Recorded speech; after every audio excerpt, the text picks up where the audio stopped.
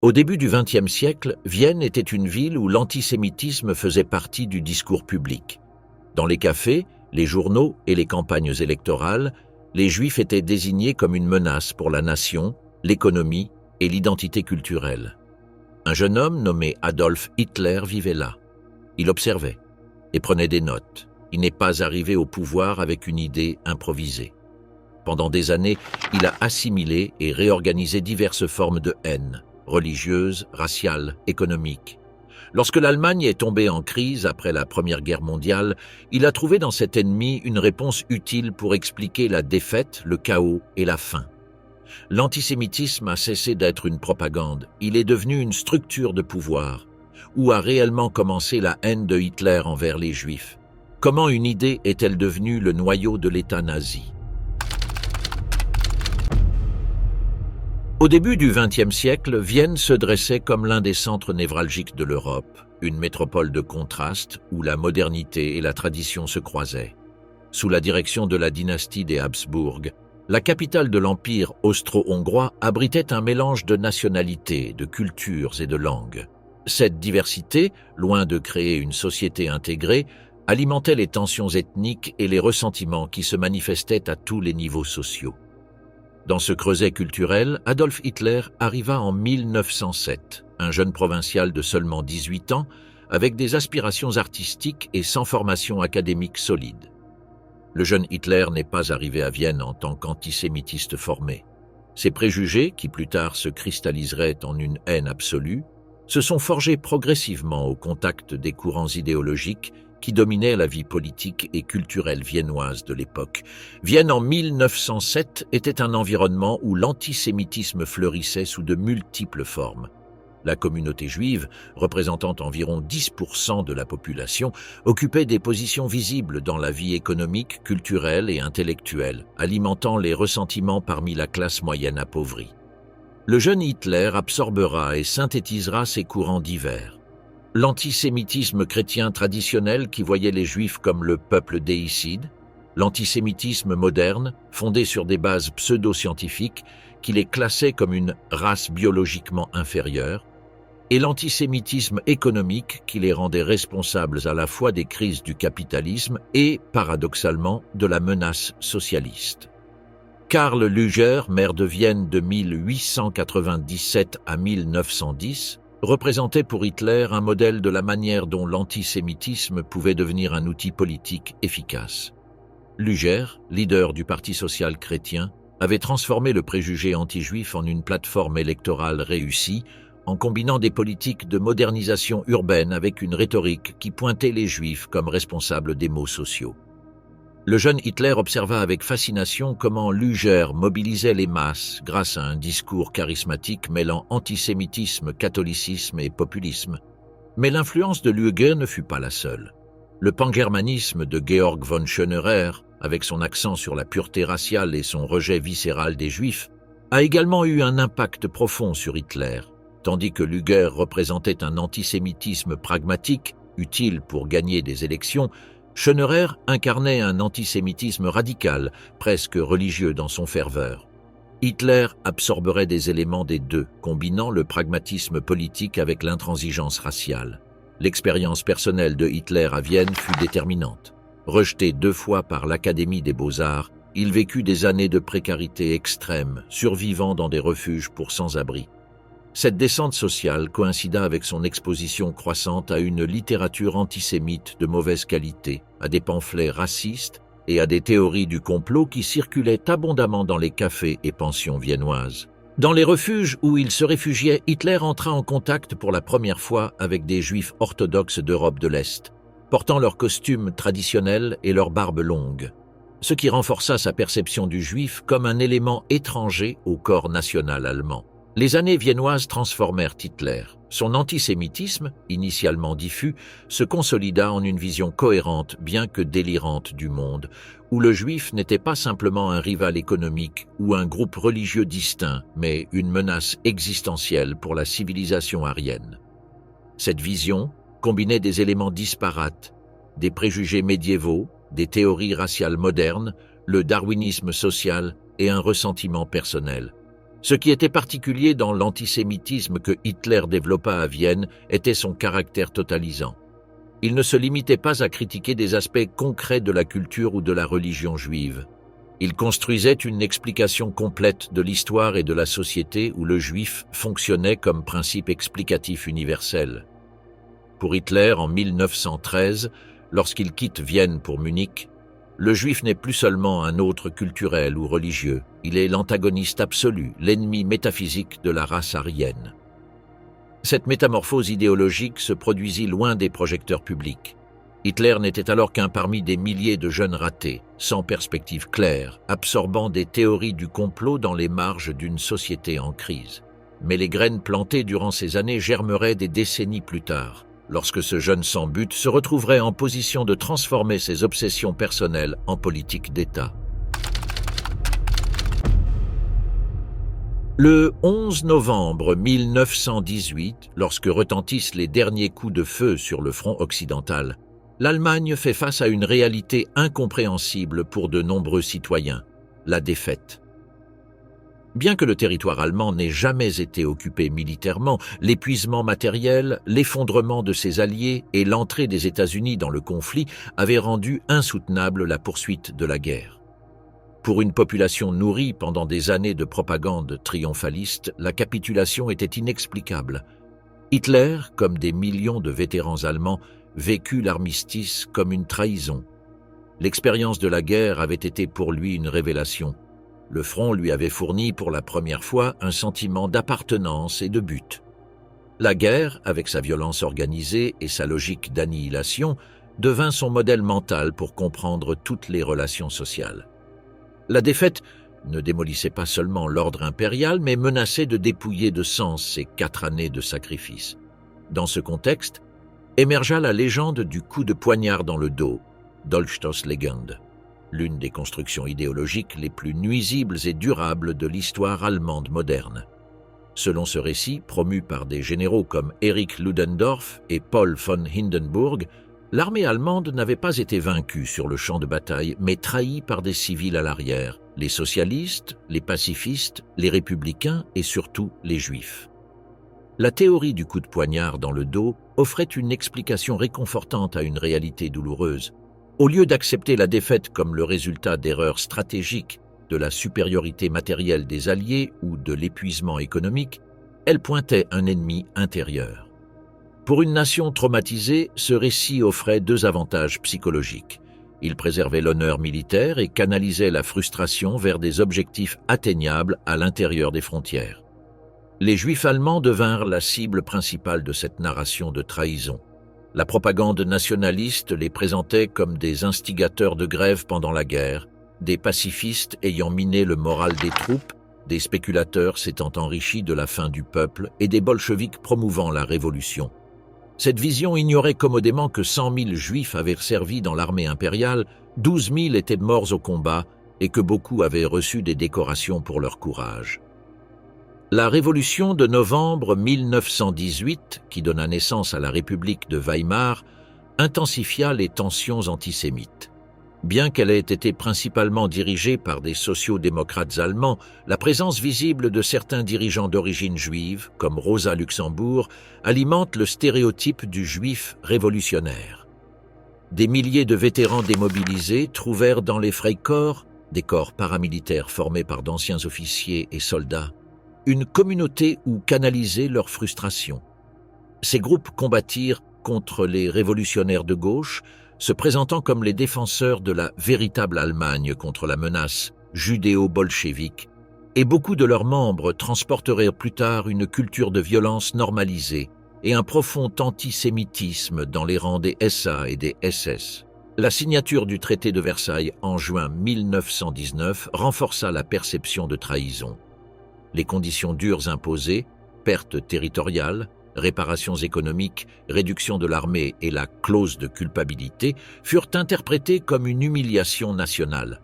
Encore une fois, la propagande nationaliste rendit responsables les criminels de novembre et présenta le traité comme le fruit d'un complot juif international.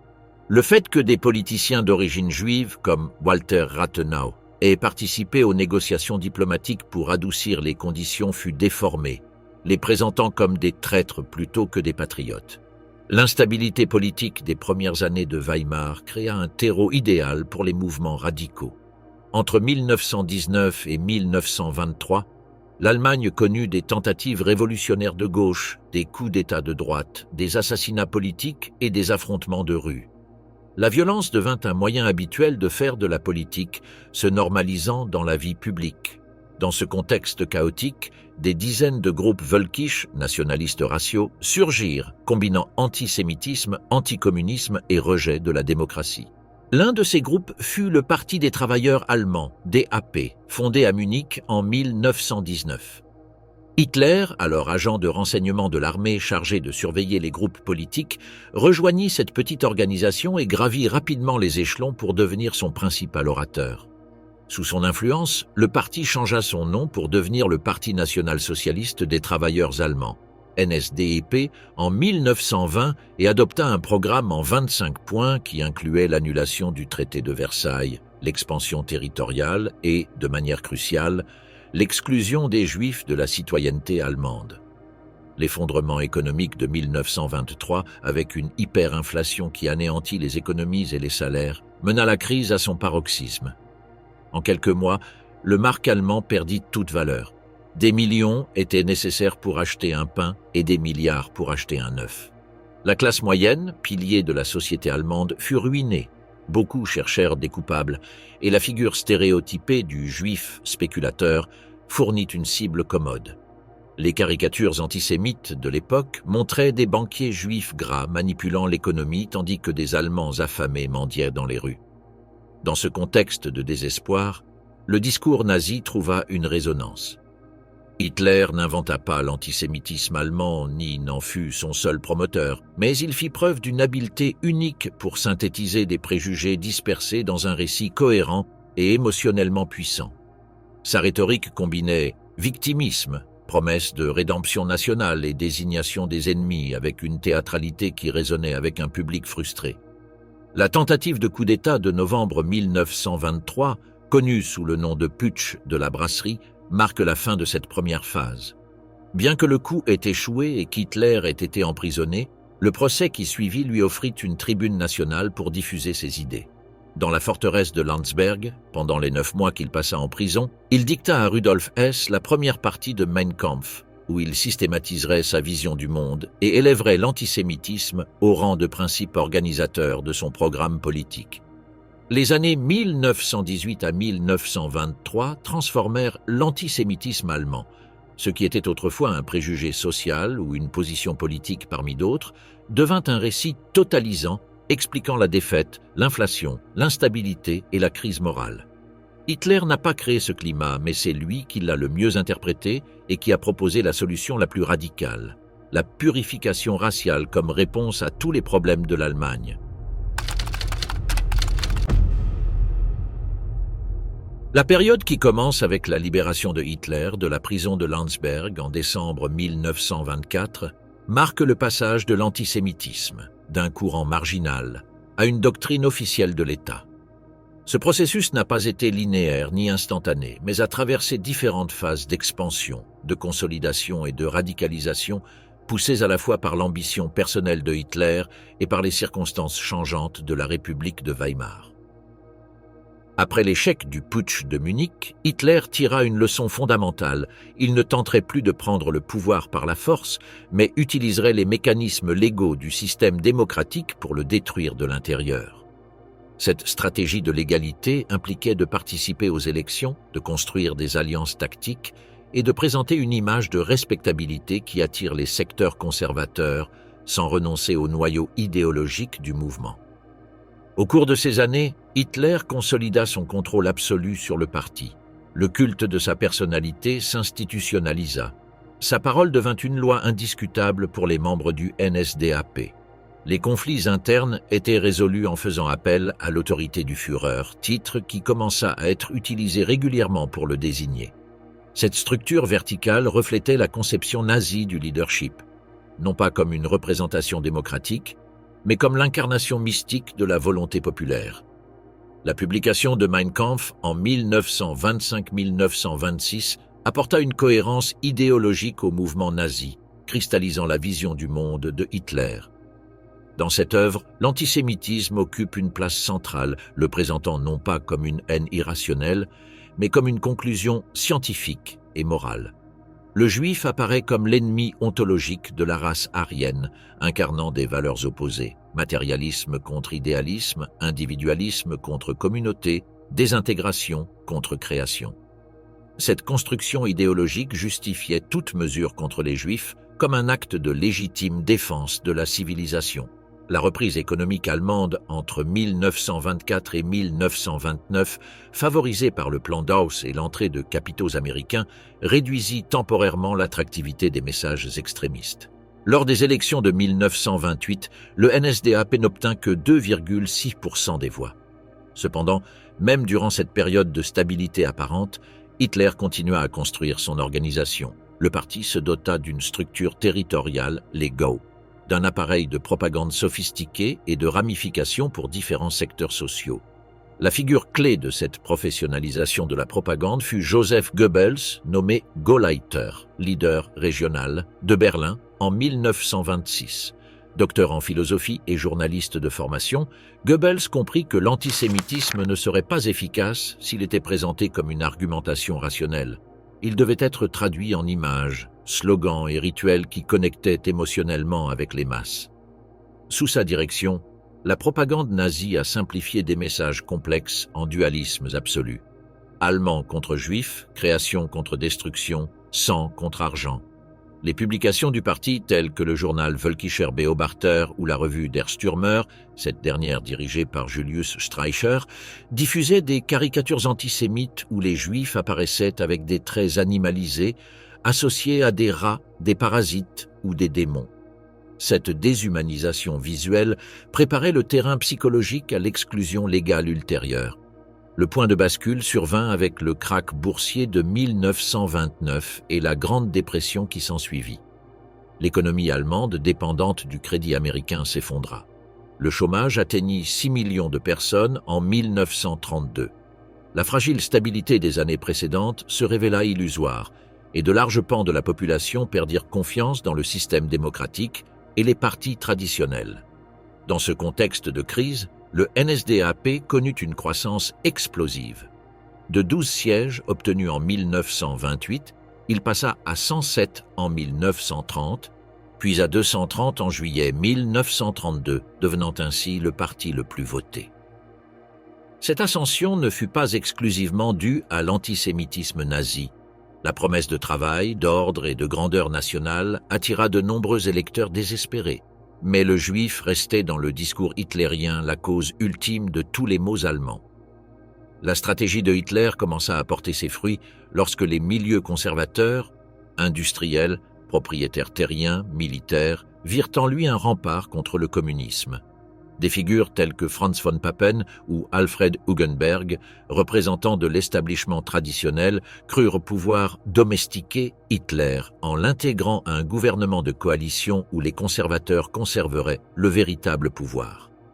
Le 30 janvier 1933, Hitler fut nommé chancelier par Hindenburg. Bien que les nazis n'occupassent que 3 des 11 ministères, il avait obtenu un accès légal au pouvoir d'État, sans aucune intention de le partager comme le croyaient ses alliés conservateurs. L'incendie du Reichstag, le 27 février, fournit le prétexte à une première grande mesure répressive, le décret pour la protection du peuple et de l'État qui suspendait les droits fondamentaux. La consolidation définitive arriva avec la loi des pleins pouvoirs, 23 mars, qui autorisait le gouvernement à promulguer des lois sans intervention parlementaire. Avec le Parti communiste interdit, de nombreux députés sociaux-démocrates arrêtés et les nationalistes soutenant la mesure, Hitler obtint des pouvoirs dictatoriaux par des moyens formellement légaux, marquant la mort de la démocratie allemande. Bien que les premières cibles de cette vague répressive aient été politiques, de nombreux juifs liés à la gauche furent arrêtés, torturés ou internés dans les premiers camps tels que Dachau. Les mois suivants furent un processus de Gleichschaltung mis au pas. Tous les domaines de la vie publique, presse, université, administration, culture, sport, furent progressivement nazifiés. Les syndicats furent remplacés par le Front allemand du travail contrôlé par le parti. Les gouvernements régionaux furent subordonnés à Berlin. L'opposition politique fut éliminée, avec tous les partis interdits en juillet, à l'exception du NSDAP. Dans ce contexte de nazification rapide, le 1er avril 1933 fut organisé le premier boycott officiel contre les commerces, médecins et avocats juifs. Des membres des SA se postèrent devant les établissements juifs avec des pancartes telles que « Allemands, défendez-vous, n'achetez pas chez les Juifs ». Bien que la mesure n'ait officiellement duré qu'1 jour et n'ait pas été respectée partout, elle marqua un tournant qualitatif. L'antisémitisme n'était plus seulement une propagande partisane, mais une politique d'État. Quelques jours plus tard, le 7 avril, fut promulguée la loi pour la restauration de la fonction publique professionnelle qui permettait d'exclure de l'administration les Juifs et les opposants politiques. Elle fut suivie de mesures visant à exclure les Juifs des professions telles que le droit, la médecine ou le journalisme. Le processus légal de marginalisation avait commencé. Entre 1923 et 1933, Hitler et le nazisme réalisèrent une transformation extraordinaire, de mouvement marginal à parti dominant, de force antisystème à dirigeant de l'État. Dans cette ascension, l'antisémitisme ne fut pas un ajout opportuniste, mais le noyau idéologique donnant cohérence à l'ensemble du programme. La persécution des Juifs n'était pas pour Hitler une politique parmi d'autres, mais la condition nécessaire à la régénération de l'Allemagne. En conquérant l'État, Hitler acquit les outils pour transformer cet antisémitisme obsessionnel en un programme systématique d'exclusion, d'expropriation et finalement d'extermination. L'appareil d'État allemand, avec sa bureaucratie efficace, son système légal, sa police et son armée, était désormais au service d'une haine née dans les cafés de la Vienne impériale et mûrie dans les tranchées et les brasseries de l'après-guerre. L'antisémitisme nazi ne se limita pas à une rhétorique incendiaire ou à des actes de violence sporadiques. Une fois au pouvoir, Hitler mit en œuvre un processus d'exclusion systématique soutenu par un cadre légal de plus en plus restrictif. Entre 1933 et 1935, la persécution des Juifs allemands évolua de mesures ponctuelles de discrimination à un corpus législatif complet qui les transformait officiellement en citoyens de seconde zone. La première action coordonnée du régime contre les Juifs fut le boycott du 1er avril 1933. Des membres des SA, en uniforme et portant des pancartes à slogans antisémites, se postèrent devant les magasins, cabinets médicaux et bureaux d'avocats aux Juifs, empêchant l'entrée des clients et patients. Dans certaines villes, les vitrines furent marquées d'étoiles de David ou du mot « Jude » peint en jaune. Bien qu'il n'ait officiellement duré qu'1 jour, le boycott eut un impact psychologique profond. C'était la première fois que l'État allemand moderne soutenait une action antisémite généralisée. Le 7 avril, à peine une semaine plus tard, fut promulguée la première grande mesure législative antisémite, la loi pour la restauration de la fonction publique professionnelle. Ce décret permettait d'expulser de l'administration les fonctionnaires d'origine non aryenne et les opposants politiques. En pratique, cela entraîna le renvoi immédiat de milliers de juges, procureurs, professeurs d'université, enseignants et fonctionnaires juifs.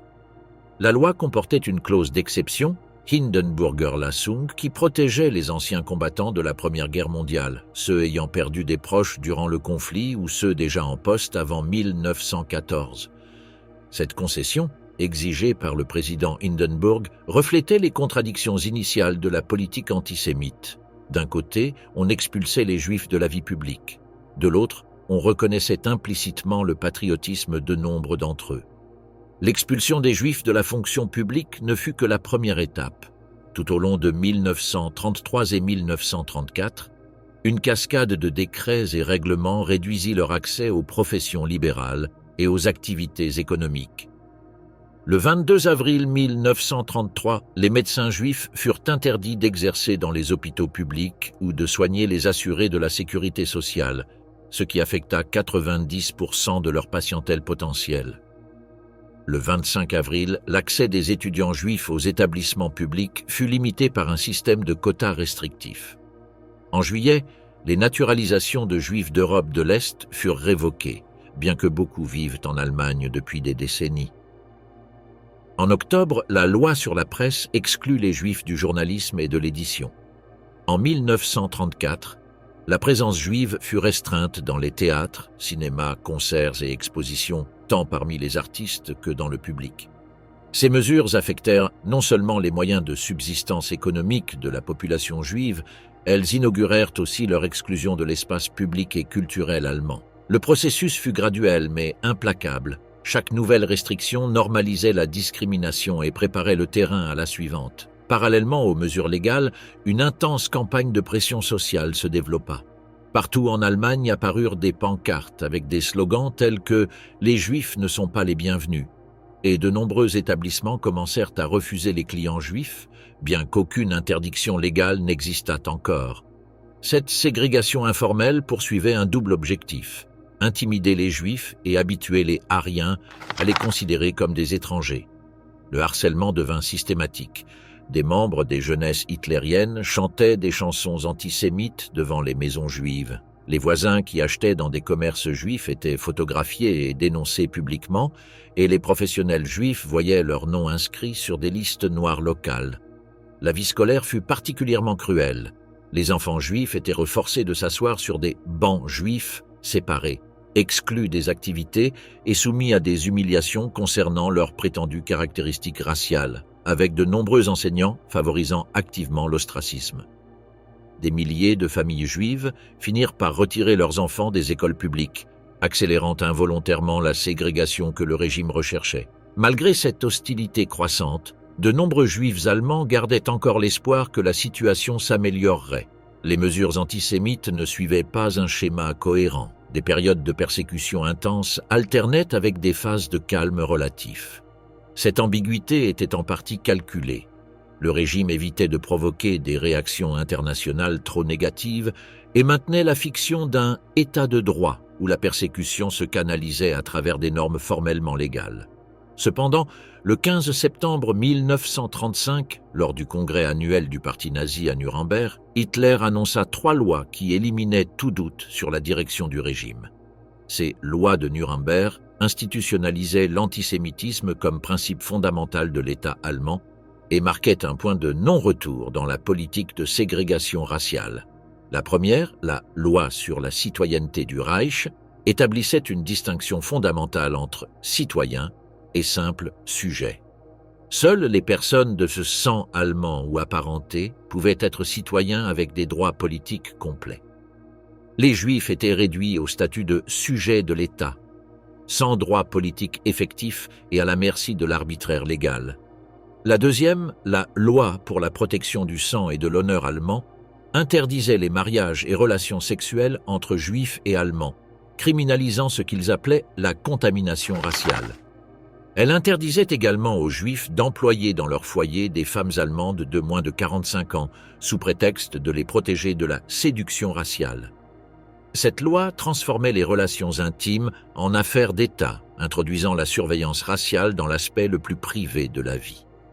La troisième loi, complétée par des décrets ultérieurs, définissait légalement qui était juif en se basant sur des critères ancestraux, non religieux. Une personne ayant 3 ou 4 grands-parents juifs était classée comme juif à part entière, indépendamment de son identification personnelle ou de son affiliation religieuse. Ceux ayant 2 grands-parents juifs étaient considérés comme Mischlinge, métis, de premier degré, et ceux ayant un grand-parent de second degré, avec différents niveaux de restriction selon les cas. La judaïté était conçue comme une tâche héréditaire indélébile, transmise par le sang et détectable par la généalogie. Les lois de Nuremberg provoquèrent une crise existentielle pour de nombreux Allemands qui, jusqu'alors, ne s'étaient pas principalement identifiés comme juifs.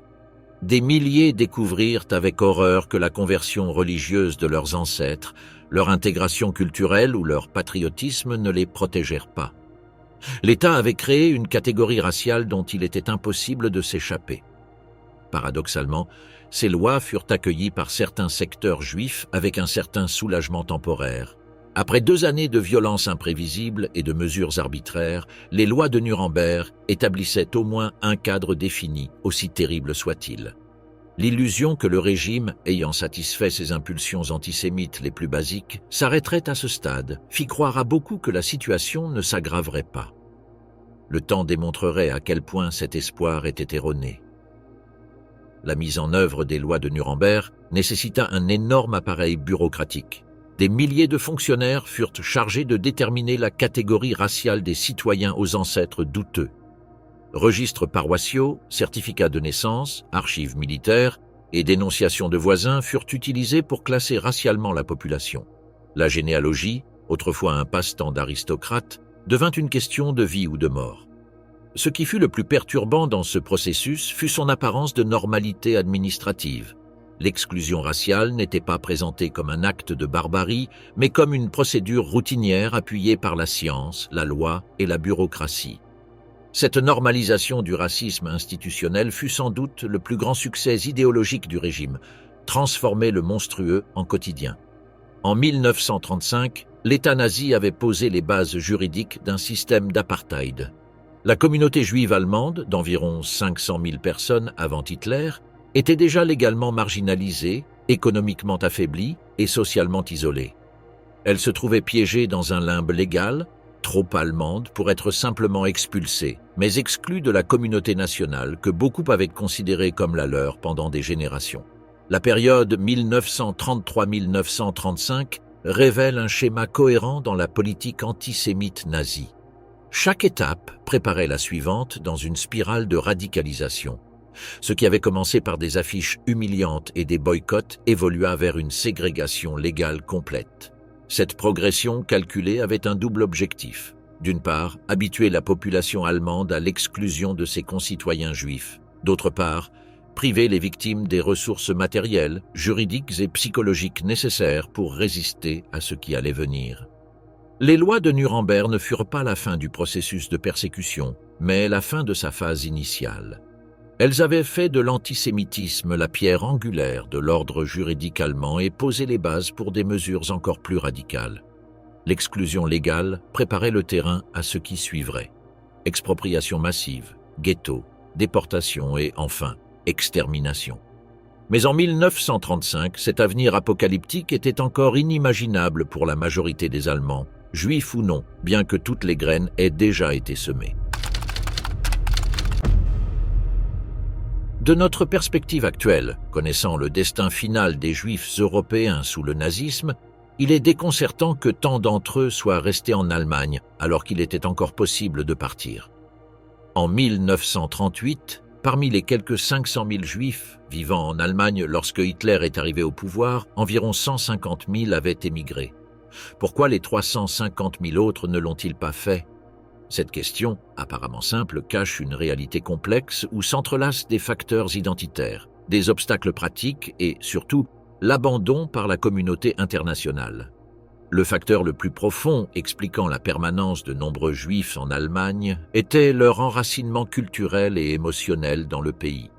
De nombreuses familles vivaient depuis des siècles sur le territoire allemand, avaient combattu dans des guerres allemandes et contribué de manière significative à la société.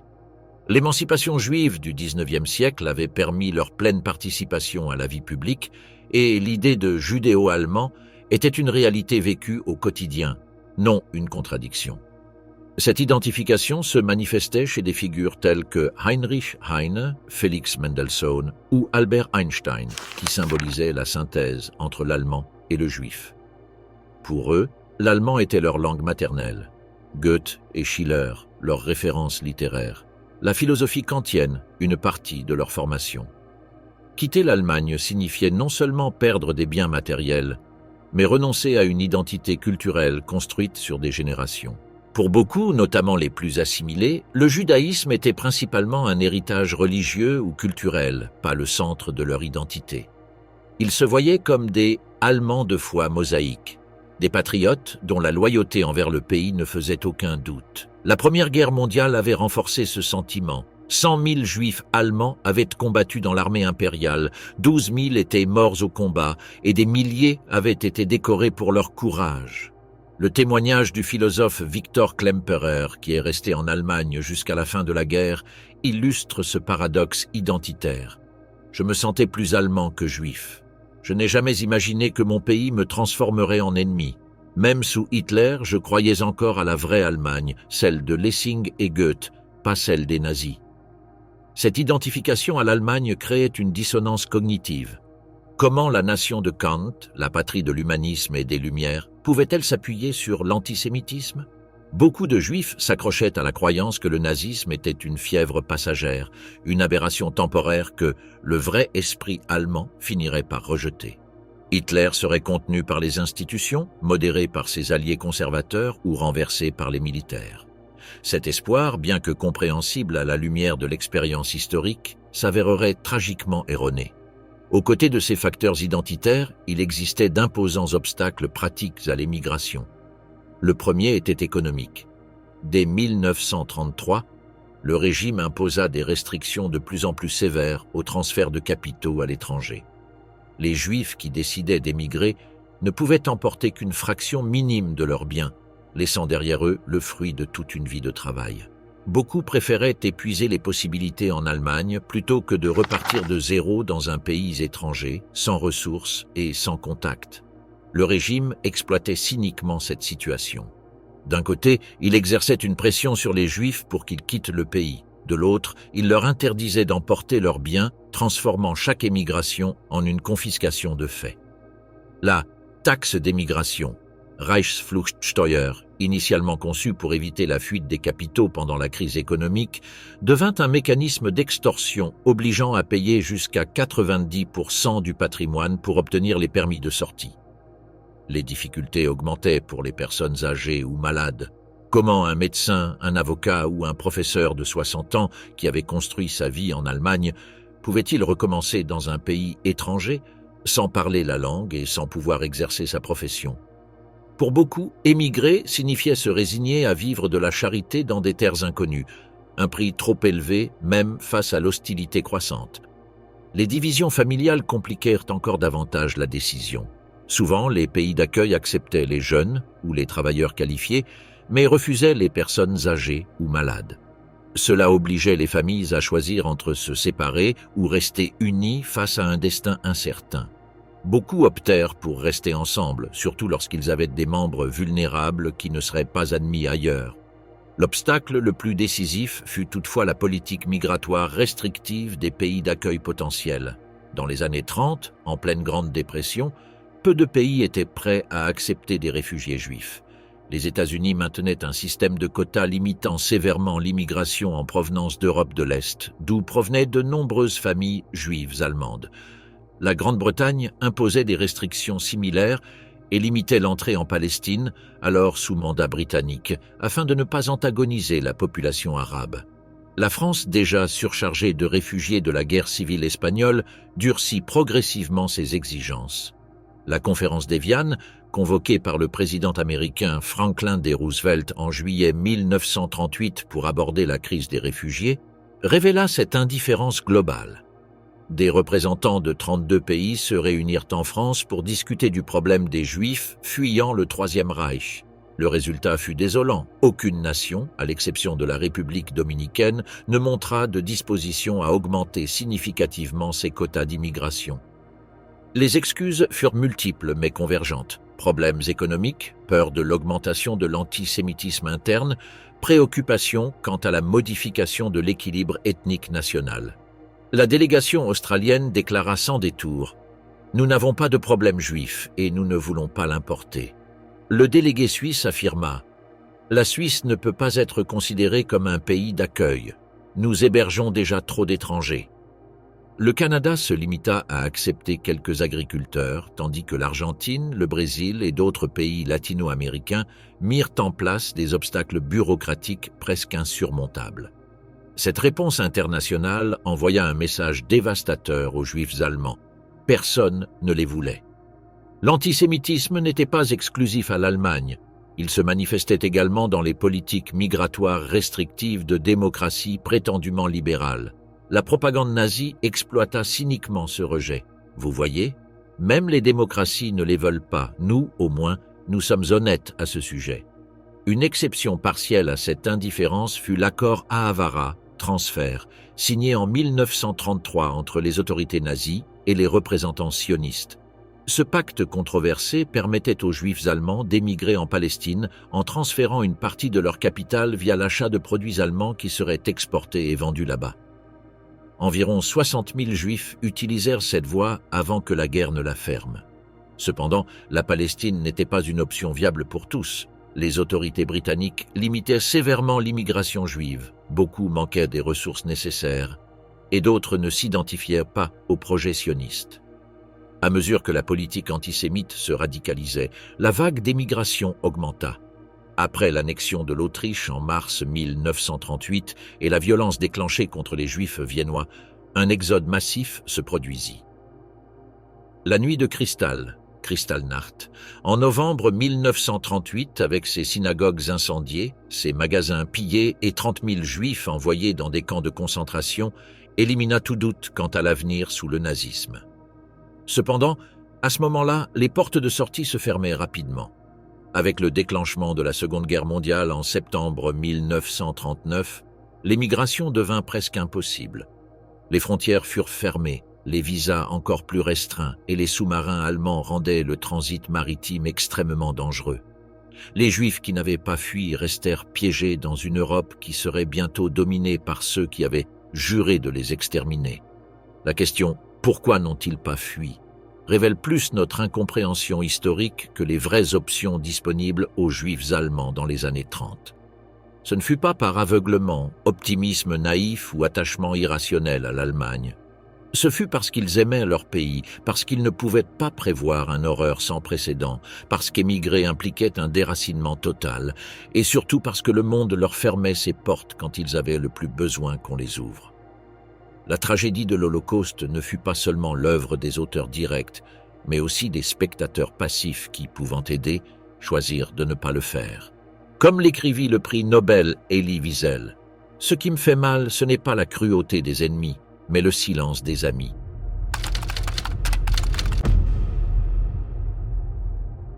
Entre 1936 et 1939, alors que le monde observait avec appréhension le réarmement allemand et les ambitions territoriales d'Hitler, une structure de pouvoir parallèle, moins visible mais tout aussi menaçante, se consolidait au sein du Reich. La SS Schutzstaffel, sous la direction de Heinrich Himmler, se transformait d'une garde personnelle d'élite en un État dans l'État, avec sa propre idéologie, bureaucratie et appareil répressif. Cette organisation, imprégnée d'un fanatisme racial quasi religieux, serait l'instrument exécutif de la solution finale. L'ascension de la SS comme pilier fondamental du Troisième Reich commença officiellement le 17 juin 1936, lorsque Hitler nomma Himmler chef de la police allemande. Cette nomination, apparemment administrative, eut des conséquences révolutionnaires. Pour la première fois dans l'histoire moderne, toutes les forces de police d'un pays, Gestapo, police secrète, Kripo, police criminelle, et Orpo, police en uniforme, étaient subordonnées non pas au ministère de l'Intérieur, mais à une organisation partisane. La distinction entre État et parti, déjà floue dans d'autres domaines, disparaissait complètement en matière de sécurité.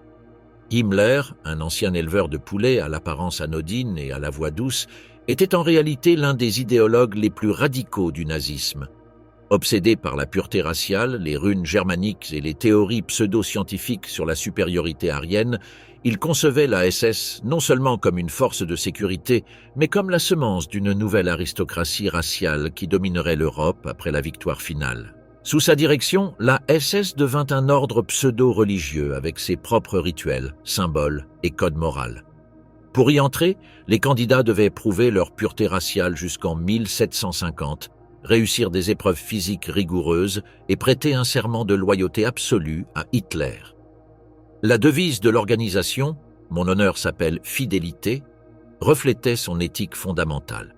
Une obéissance aveugle aux ordres supérieurs, indépendamment des considérations morales traditionnelles. Cette combinaison de fanatisme idéologique et de structure militaire permit à la SS d'exécuter les politiques les plus extrêmes du régime sans questionnements éthiques.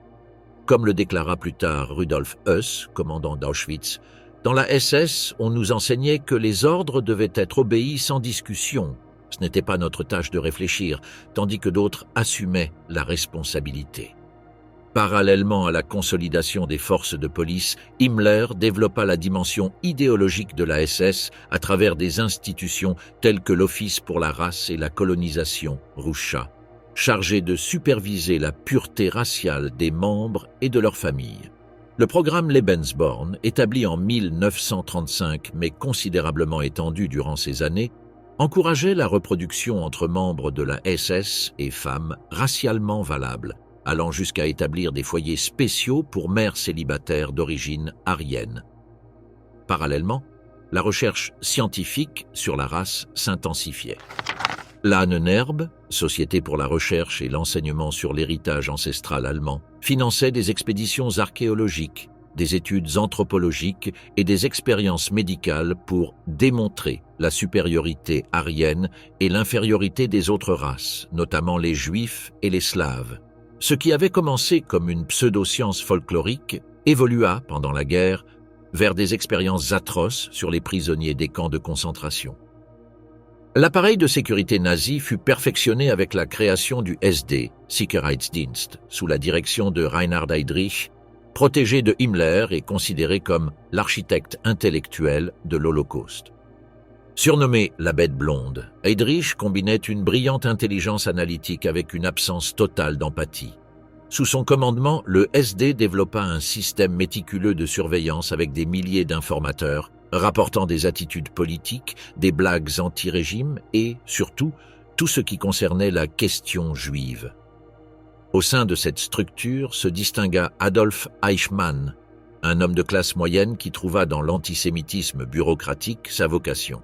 Initialement un simple officier chargé d'enquêter sur le sionisme, il devint le principal expert nazi en émigration forcée des Juifs, euphémisme pour désigner un processus systématique de spoliation et d'expulsion. En quelques mois, ce système bureaucratique avait forcé la sortie de dizaines de milliers de Juifs autrichiens. Ce qu'Eichmann avait construit n'était pas seulement un mécanisme d'expulsion, mais un modèle de traitement massif d'êtres humains qui préfigurait les méthodes qu'il utiliserait plus tard pour la déportation vers les camps d'extermination. Comme il le déclara lui-même des années plus tard lors de son procès à Jérusalem, c'était comme un tapis roulant. À une extrémité, on mettait un juif avec des biens, une usine, un magasin et un compte bancaire, et à l'autre extrémité, il sortait sans rien. Le succès de ce modèle conduisit à sa mise en œuvre à Berlin et dans d'autres villes allemandes.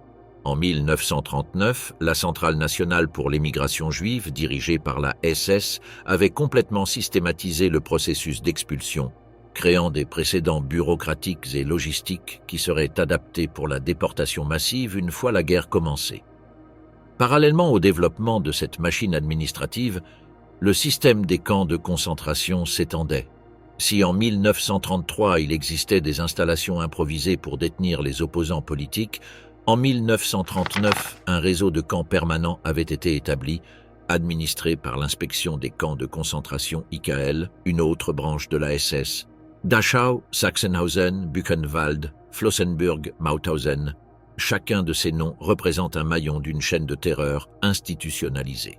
Bien que le nombre de Juifs internés dans ces camps avant la guerre fût relativement faible, la majorité des prisonniers étant des opposants politiques, des délinquants, des homosexuels, des témoins de Jéhovah et d'autres groupes marginalisés, le système avait déjà perfectionné des méthodes de déshumanisation systématique, uniformes rayés, têtes rasées, numéros au lieu des noms, punitions arbitraires, travail forcé et suppression de toute trace d'individualité. La nuit du 9 au 10 novembre 1938, connue sous le nom de Kristallnacht, nuit de cristal, a marqué un tournant. Ce qui a été présenté comme une expression spontanée de la colère populaire après l'assassinat d'un diplomate allemand à Paris par un juif polonais était en réalité une opération coordonnée par la SS et la Gestapo. Des centaines de synagogues furent incendiées. Des milliers de commerces juifs pillés et environ 30 000 hommes juifs arrêtés et envoyés dans des camps de concentration. La Kristallnacht révélait la radicalisation croissante de la politique antisémite. Jusqu'alors, le régime avait maintenu une certaine apparence de légalité, mais il recourait désormais ouvertement à la violence physique. Plus important encore, c'était la première fois que l'internement massif des Juifs dans des camps était utilisé comme outil de terreur et de contrôle. Bien que la majorité ait été libérée dans les semaines suivantes, ils avaient subi les méthodes de la SS, humiliation systématique, violence arbitraire, déshumanisation totale. Après la Kristallnacht, le contrôle de la question juive passa définitivement aux mains de la SS. Hermann Göring, chargé nominalement de la politique économique, émit un décret imposant à la communauté juive allemande une amende collective d'1 milliard de marks et transférant la responsabilité des mesures anti-juives à Himmler et Heydrich. La persécution ne fut plus une question de propagande ou de législation, mais une affaire de sécurité d'État, gérée par des experts de la violence organisée. La dernière étape de la construction de l'appareil bureaucratique de persécution eut lieu le 27 septembre 1939, peu après le début de la guerre. Ce jour-là fut créé l'Office central de sécurité du Reich, RSHA, qui unifia tous les services de sécurité, SD, Gestapo et Kripo, sous un commandement unique. À sa tête se trouvait Reinhard Heydrich, désormais doté de pouvoirs pratiquement illimités en matière de sécurité intérieure et extérieure. Au sein de la RSHA, la section 4B4, dirigée par Adolf Eichmann, était spécifiquement chargée des affaires juives. Ce qui avait commencé comme un petit département du SD devint désormais le centre névralgique de la politique antisémite avec des ramifications dans tous les territoires occupés ou alliés du Reich. La question juive n'était plus un problème politique ou social, c'était une affaire de sécurité d'État nécessitant des solutions radicales. Pour 1939, la machine d'extermination était prête. La SS avait construit une structure de pouvoir parallèle où la direction d'Himmler apportait une orientation idéologique. L'intelligence de Heydrich fournissait une planification stratégique et l'efficacité d'Eichmann garantissait la mise en œuvre pratique. Il ne manquait plus que le facteur catalyseur. La guerre, qui fournirait à la fois l'opportunité et le couvert pour la solution finale. La persécution des Juifs n'était ni un accès de fanatisme ni une improvisation tactique, mais un processus systématique soutenu par une machinerie étatique moderne et efficace. Dans la nuit du 1er septembre 1939, lorsque les premiers tirs allemands frappèrent Westerplatte, la Seconde Guerre mondiale commença non seulement, mais aussi une nouvelle étape brutale dans la persécution nazie contre les Juifs. L'invasion de la Pologne fut plus qu'une campagne militaire, ce fut une guerre idéologique et raciale. Hitler l'avait clairement dit quelques jours auparavant. L'objectif n'était pas simplement de vaincre la Pologne, mais d'anéantir sa population. La phrase qu'il prononça alors résonnerait pendant des années. Qui se souvient aujourd'hui de l'extermination des Arméniens ? La guerre offrait un contexte idéal pour radicaliser la politique antisémite. La Pologne, avec plus de 3 millions de Juifs, devint un laboratoire à grande échelle pour appliquer les théories raciales du régime. Contrairement au processus progressif vécu en Allemagne, la violence fut immédiate en Pologne. Les unités des SS connues sous le nom d'Einsatzgruppen accompagnaient l'armée régulière avec la mission d'assassiner les dirigeants politiques, intellectuels et surtout les Juifs. En quelques mois, des dizaines de milliers furent exécutés lors de fusillades massives dans des camps, des forêts et des cimetières. Les victimes étaient identifiées à l'aide de listes préexistantes, arrêtées, conduites dans des lieux isolés et assassinées, souvent après avoir creusé leur propre fosse. Pendant ce temps, le pays fut divisé. Les régions occidentales furent annexées au Reich. Le reste forma ce qu'on appela le gouvernement général. Dans les deux zones, les politiques anti-juives s'intensifièrent. En octobre 1939, Reinhard Heydrich ordonna la concentration des Juifs dans des villes dotées de gares, la création des Judenräte, conseils juifs, et l'enregistrement de toutes les propriétés juives. L'objectif était clair, organiser, contrôler et préparer l'élimination future. Peu après, commencèrent à se former les ghettos. Le plus célèbre, celui de Varsovie, abrita plus de 400 000 personnes sur seulement 3,4 km². D'autres ghettos apparurent à Łódź, Cracovie, Lviv et Lublin. Ces espaces étaient de véritables prisons, murs, barbelés, faim, maladies et morts. Les rations alimentaires allouées ne dépassaient pas 800 calories par jour. Les conditions étaient délibérément mortelles. Rien qu'à Varsovie, plus de 83 000 personnes moururent de faim ou d'épidémie avant 1942. À court terme, les ghettos permettaient d'isoler et de contrôler. À moyen terme, ils engendraient une mortalité massive que beaucoup de nazis considéraient comme naturelle. Et à long terme, ils servaient de station de transit vers des destinations encore en cours de planification. Parallèlement, Des solutions territoriales étaient envisagées. La première fut le projet avorté de créer une réserve juive à Lublin. Ensuite vint le soi-disant plan Madagascar, qui visait à déporter des millions de Juifs vers la colonie française. Mais l'échec à vaincre le Royaume-Uni le rendit impossible. Ces tentatives, loin de freiner l'élan exterminateur, le radicalisèrent encore davantage. En octobre 1940, Hitler prononça sa prophétie devant le Reichstag. Si les Juifs entraînaient le monde dans une guerre, le résultat serait leur extermination. À cette époque, cette prophétie était déjà en train de se réaliser. Bien qu'il évitât de laisser des traces écrites, Hitler approuvait chaque grande étape. Création de ghettos, déportation, exécution massive.